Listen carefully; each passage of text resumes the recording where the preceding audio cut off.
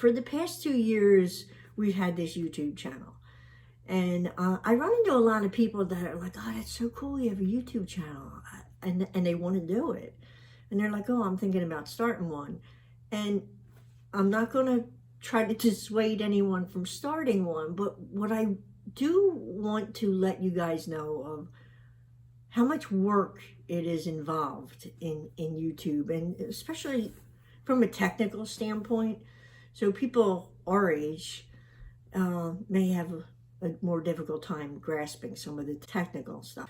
So we have an RV YouTube channel called Cargo On that we made because Rick made his trailer into a camper, and then we started going camping. That was in March, and well, immediately we went to the Everglades. That's where we had our first tour of another cargo camper, and then we had one in the Keys. So we just started doing tours, and our channel took off. People really like to watch a lot of the tours. Unfortunately, we're not full-time, we're not traveling all that much, so we don't get that many tours. We try to do videos about places we've been, but we have fun with the channel. Cut! No, Rickster, darling. We are shooting a travel vlog, not The Walking Dead. We need to show some enthusiasm. So let's do it again. Show a little bit more enthusiasm, okay? I know you got this, darling. Crane point, take 2.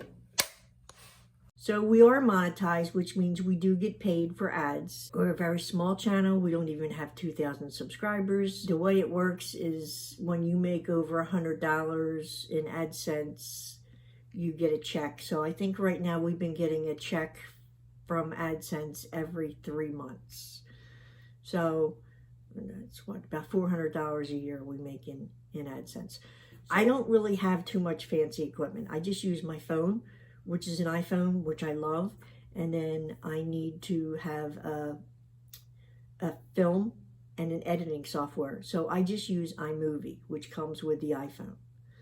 That has been working fine for me. Rick did buy an upgraded drone because the quality of the pictures it takes is so much better.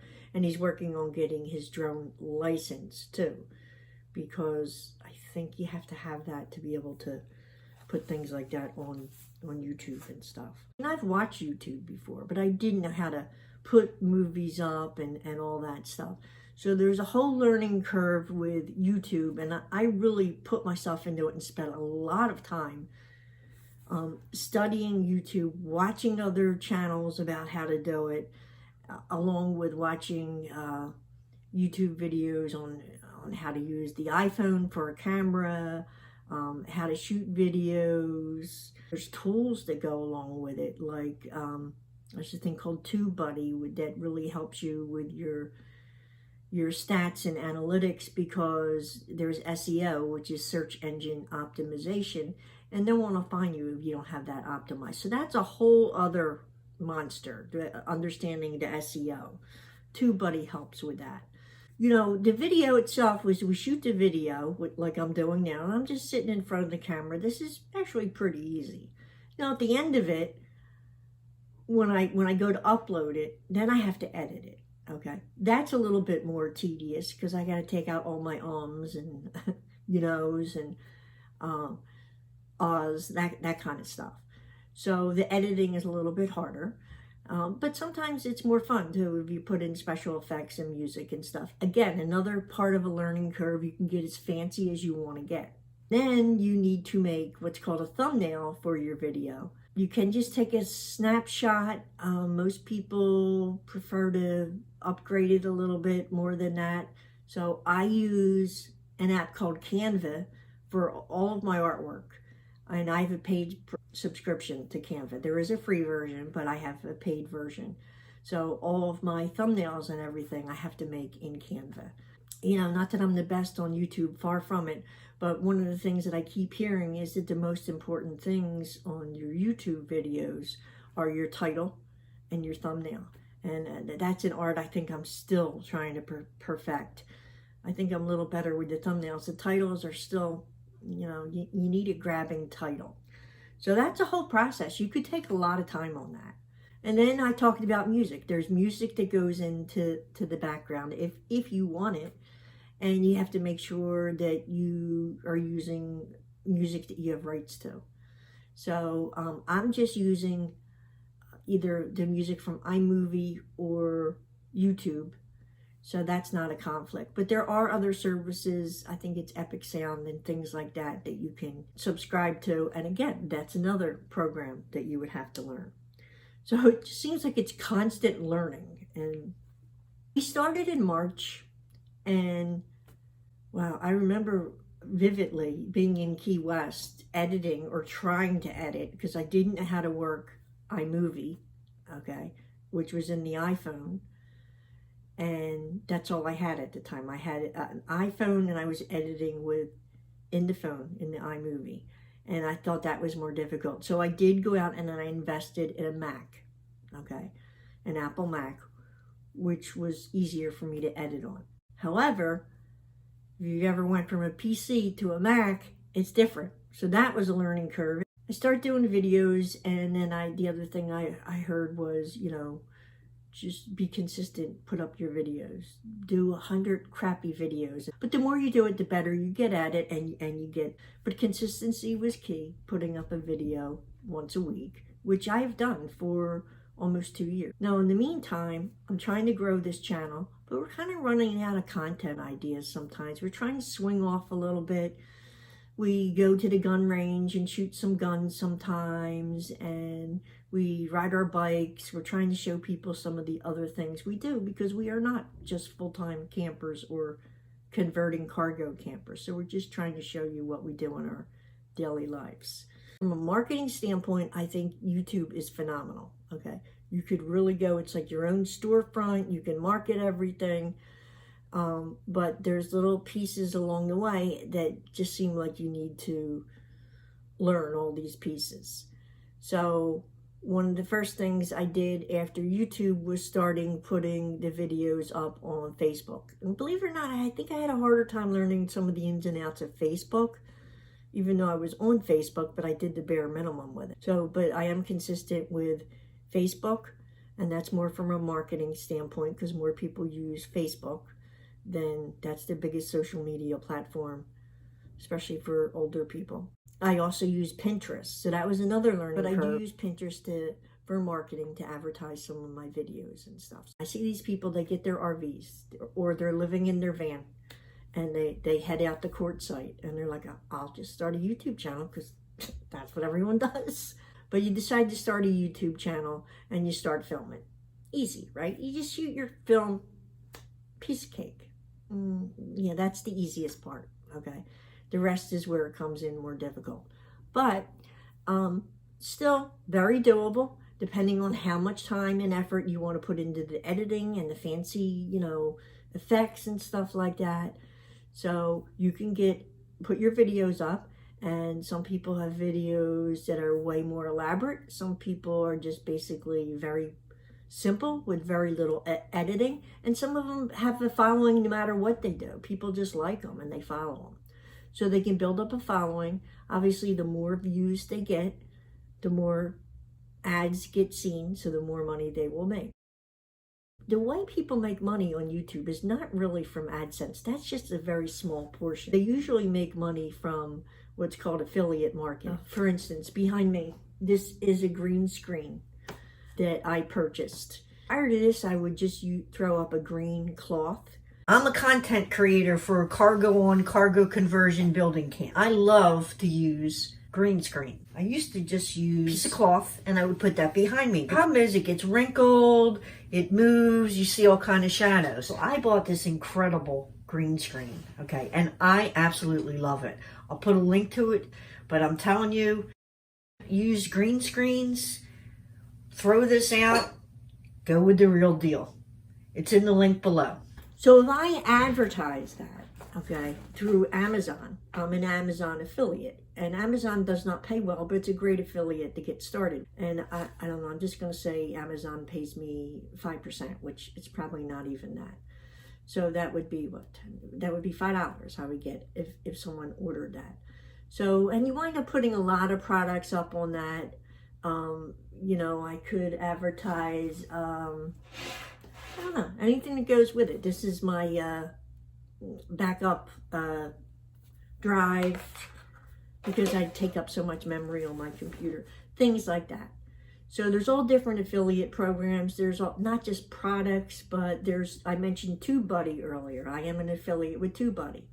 And by the way, there'll be links to all these affiliates down below and in the description. But if someone clicks on TubeBuddy and signs up for it under my link, it doesn't cost them any more, but I get a small percentage of it. Same thing with Canva. I think I'm an affiliate with Canva.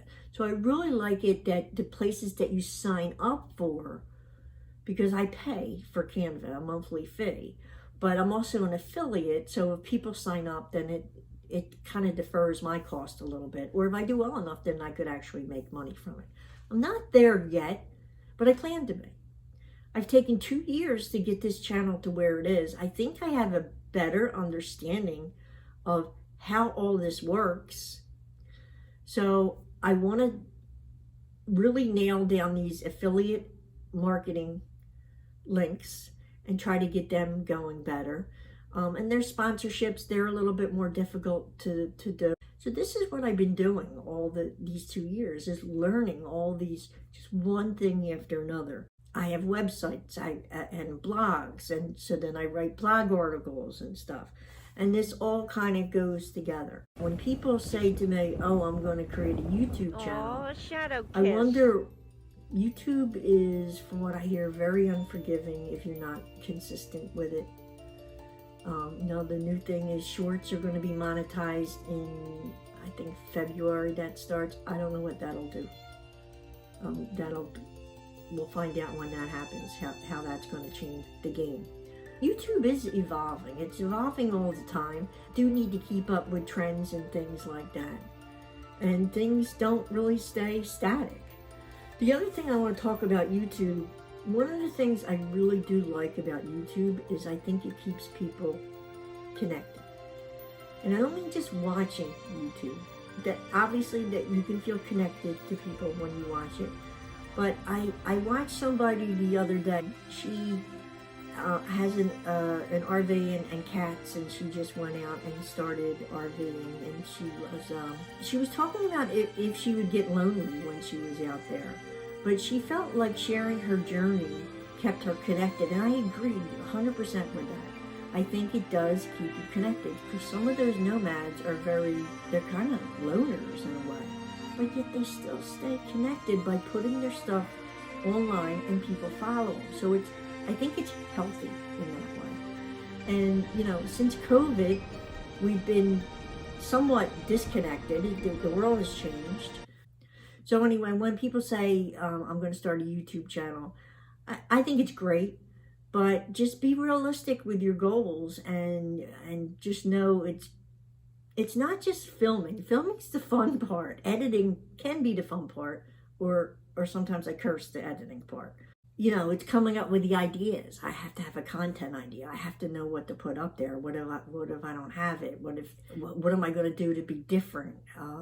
But in this niche, it seems like, anyone gets an RV, will travel, and they have a YouTube channel. And some people are phenomenal. They're so popular, and they've been doing it for a while, I guess. And that's great. But the problem is the new people compare themselves to that. And they kind of feel like failures, and you can't really compare yourself to someone who has that many subscribers and followers and who have doing it that long. So for example, when I put up a video, right now our views are down. We're lucky if we get 100 views for a video. And yet I could watch a big popular channel, and they could put up a video and get 17,000 views in 3 hours. And I'm like, oh, wow. But percentage-wise, maybe that 17,000 is the same as my 100 compared to how many subscribers they have. I don't know. So I try to keep in mind just to compare myself to me and just to get a little bit better each time. And to redefine your goals. If it's to be, a rich and famous YouTuber, well, good luck. I'm not saying it's impossible. I'm saying don't quit your day job. It's almost too easy, because it's not too easy. It's extremely difficult. Okay, but people think that just shooting a YouTube video is easy, and this part is kind of easy. The marketing it, the editing, the putting it all together, the seeing if you're gonna make any affiliate marketing with it, or creating memberships, all that, and that strategic stuff. That's where it takes a lot of work. So some people may just want to do a YouTube channel for fun. They get the RV and they do it for fun. Hey, and that's great. There's nothing wrong with that. And maybe they do still get monetized. And, maybe it's just a slow process, and maybe they're happy with, getting $400 a year. At first, we just wanted enough money to pay for gas for our travels. But then gas prices went up, so that quickly went out the window. I have a little bit of a marketing background, so that appeals to me. So I am trying to tap into that part of it. But not everybody would be doing YouTube for that reason. So it's whatever your goal is, and then realize that it could be changing. But just know that you're going to get out of it what you put into it. It is not just a dive-in overnight sensation. I think it's the same thing with, I've heard people talk about podcasts and things like that too. There's a lot of planning and effort that goes into that. But you know what? Anything really worth doing is, you're going to put some elbow grease into it. So if you're planning on starting your own podcast or YouTube channel, good for you. I think I'll put a couple links in the bottom. There is a book called The YouTube Formula by Daryl Ives, which is a phenomenal book. It's a great read on YouTube. So I think what I want to do, if you want to start a channel, I may be putting together a little tape, people who want to start it, with all the little ins and outs. Like I just talked about TubeBuddy and Canva. I guess everyone would have to be a separate tutorial, but being our age and doing this, I think it's difficult. The tech part of it is difficult. So let me know if you would be interested in something like that. I think I did a video before just on navigating YouTube, because believe it or not, some older people don't even know how to go into YouTube and all. This is some of the classes I think I'm going to put together, but I would like to know if you're interested in that. Just put interested in class, and I'll see what I can put together. So that is it for this video. So thank you for watching, everyone, and I will talk to you soon. Take care.